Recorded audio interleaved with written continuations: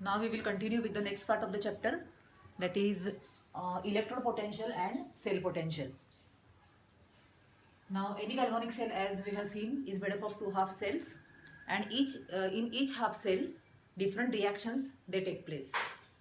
Okay, oxidation half reaction in the left hand side cell and reduction half reaction in the right hand side cell. Okay, potential is associated with each electrode or each half cell because the reactions which are taking place at the surface of that particular electrode.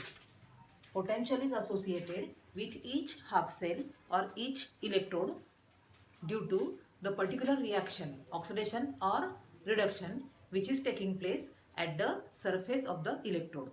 Okay, the potential which is developed in oxidation half cell is oxidation potential, and the potential which is developed in the reduction half cell is reduction potential. And total potential of the cell will be the combination of oxidation half potential and reduction potential. Okay, so what we can write? E cell, that is potential of the complete cell, is equal to, it is equal to potential developed in oxidation half cell, E oxidation plus E oxidation anode plus E reduction at cathode. See, oxidation potential plus reduction potential which is developed in particular half cell due to the reactions which are taking place at the surface of the electrode. Okay, and combination of these two will give us the potential of the complete half cell. Okay, now what is standard cell potential, standard electrode potential?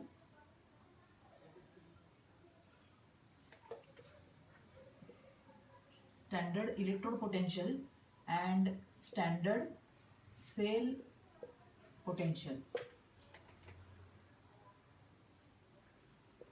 Standard electrode potential means what? Standard half cell potential. Electrode is nothing but half cell. So standard electrode potential and standard cell potential. Previously what we have seen? Electrode potential and cell potential. Now we are going to see standard potentials. Okay.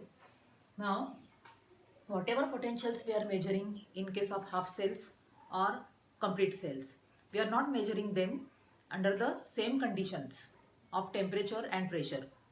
Okay, that means if you will try to compare the potentials of different galvanic cells under different conditions of temperature and pressure, okay, that is not correct. If you want to compare the potentials of different galvanic cells, they should be measured under some standard conditions, under similar conditions, and those conditions are nothing but standard conditions of temperature, pressure and concentration. So which are these standard conditions? See, whatever solutions we are taking, they should be having concentration 1 molar. Okay, if you are using gas, the gas should be passed at 1 atmospheric pressure.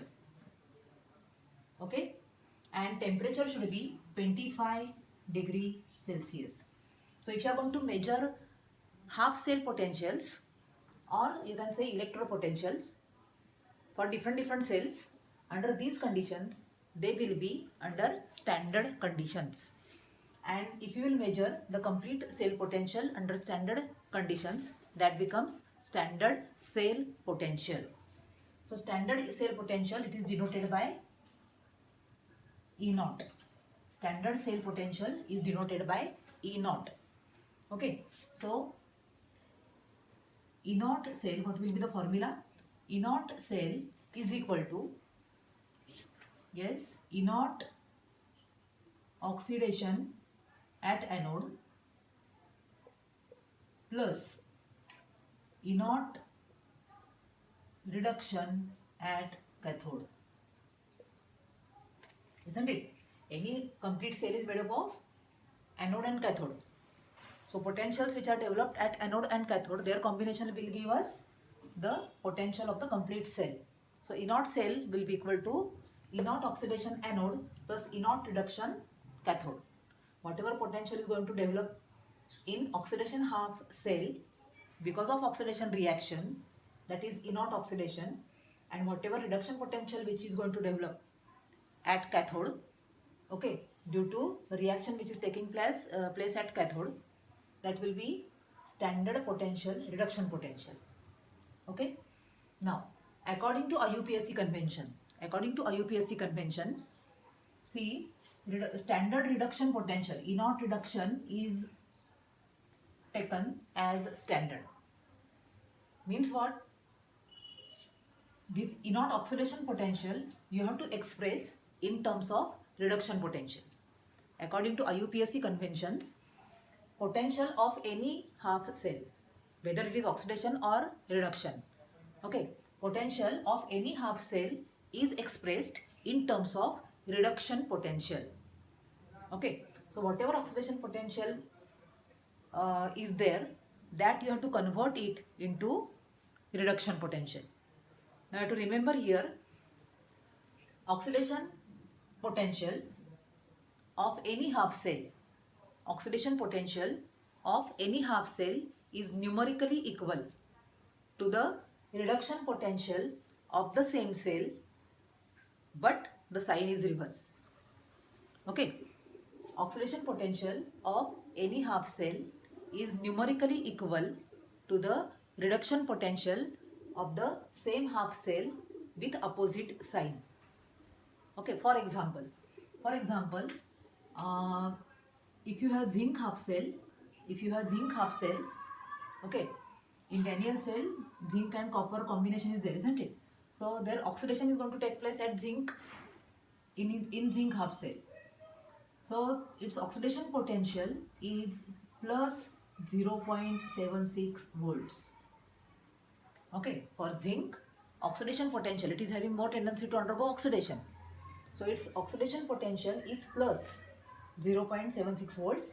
Naturally, its reduction potential will be minus 0.76 volts. So oxidation and reduction potentials are numerically equal to each other, but the signs are opposite. Okay. So what we can substitute here in this particular formula? See, E0 cell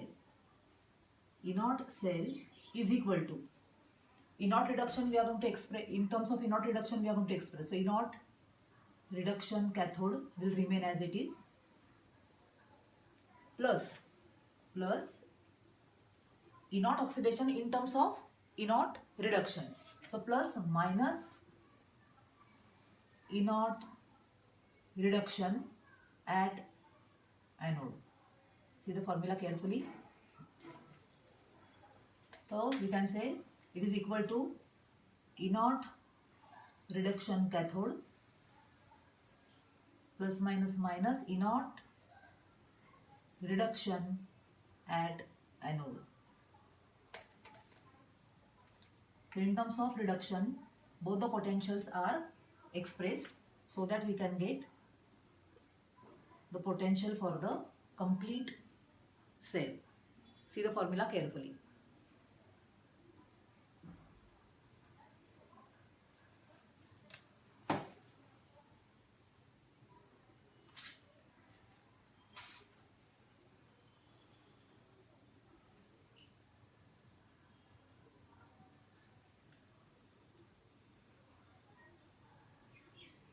So based on this formula, problems we are going to solve afterwards. Okay. So we will continue our chapter in the next video. Thank you.